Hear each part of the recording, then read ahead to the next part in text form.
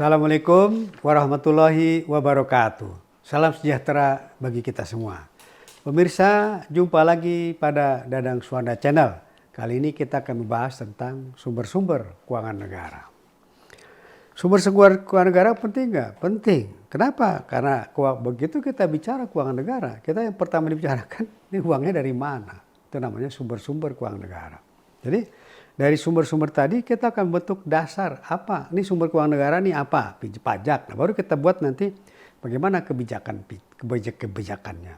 Nah, kemudian berikutnya lagi adalah bagaimana menentukan kemampuan pemerintah untuk memenuhi kewajiban dan tanggung jawabnya. Nah, kemudian berikutnya lagi untuk mendukung keberlanjutan dari keuangan negara itu sendiri. Jadi nanti perlu nggak tentang kita bahas tentang keuangan negara? Sangat perlu. Kenapa? Karena dari situ kita masuk ke tahap-tahap berikutnya yang lebih lanjut lagi. Kalau kita perhatikan nanti struktur daripada APBN, kita melihat yang pertama di situ struktur APBN kita akan melihat pendapatan. Akan ada penerimaan negara, pendapatan penerimaan negara, penerimaan pajak. Pajak mana? Pajak dalam negeri. Kita akan melihat pajak dalam negeri itu berupa pajak penghasilan, PPN, pajak PPN, lalu pajak PBB, lalu BPATB, lalu cukai, dan pajak-pajak lainnya. Nanti dari pendapatan nanti akan mereka penerimaan negara PNBP, itu akan masuk lagi PNBP. PNBP itu banyak.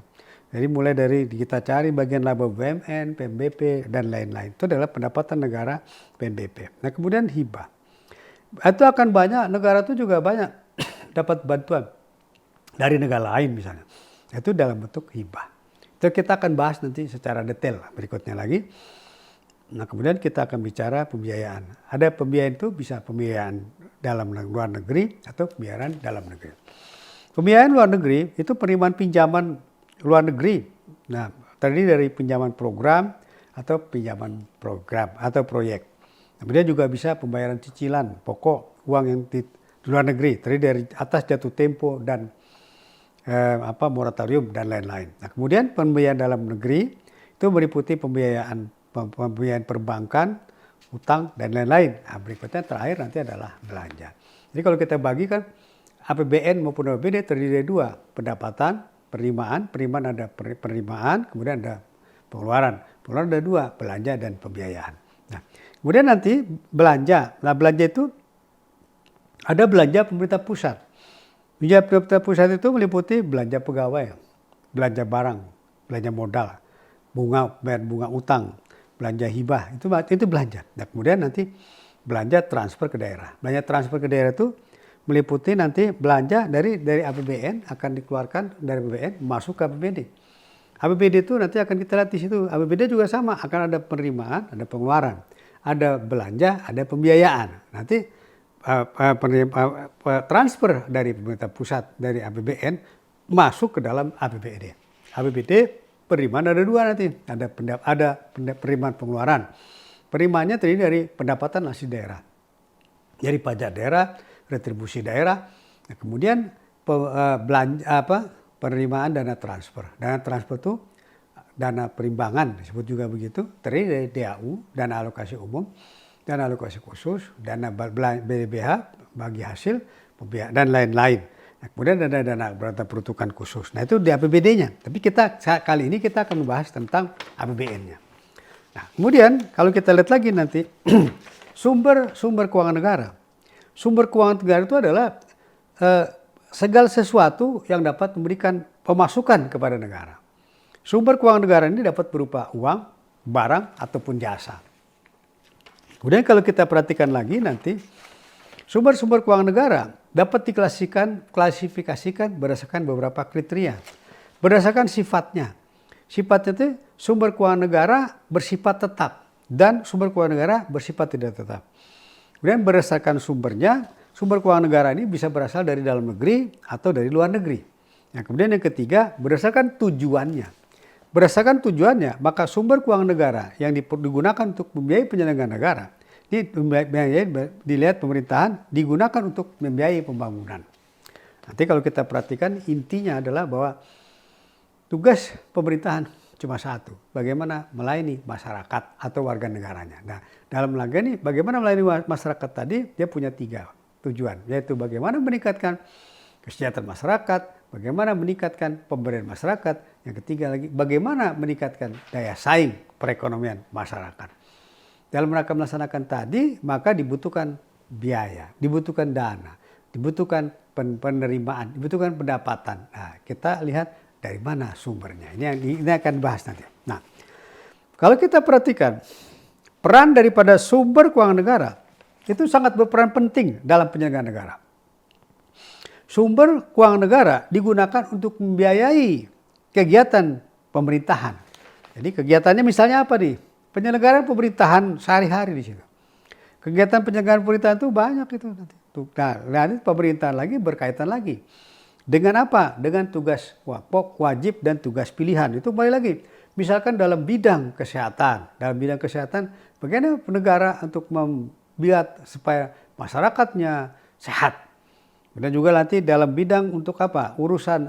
Dalam bidang urusan misalnya pelayanan dasar. Pelayanan dasar itu sekolah. Bagaimana supaya masyarakat bangsa Indonesia supaya berpendidikan yang luas. Nah, sampai saat ini pendidikan Indonesia itu ada yang 9 tahun, ada yang 12 tahun. Artinya kalau ditetapkan 9 tahun, maka bahwa sampai masyarakat Indonesia sampai dengan pendidikan SD 6 tahun dan SMP 3 tahun jadi 9 tahun itu ditanggung oleh negara. Atau ada juga nanti yang ditanggung oleh pemerintah itu bersifat 12 tahun. Misalnya contohnya yang saya tahu itu di Jawa Barat. Jawa Barat itu wajib pendidikannya itu adalah 12 tahun. Artinya SD 6 tahun, SMP 3 tahun, dan SMA 3 tahun, jadi 12 tahun. Jadi selama 12 tahun masyarakat Indonesia, bangsa Indonesia, warga negara Indonesia itu akan ditanggung oleh negara. Silakan. Sampai dengan SMA pembayaran menjadi 0. Tugas lain lagi nanti adalah dalam rangka pembangunan nasional. Nasional itu butuh bangunan itu, butuh jalan, butuh jembatan, butuh sarana-sarana umum. Itu adalah pembangunan. Nah kemudian nanti dari sumber tadi perannya adalah untuk memenuhi kebutuhan kebutuhan masyarakat. Ini akan bisa ke sana, kebutuhan masyarakat.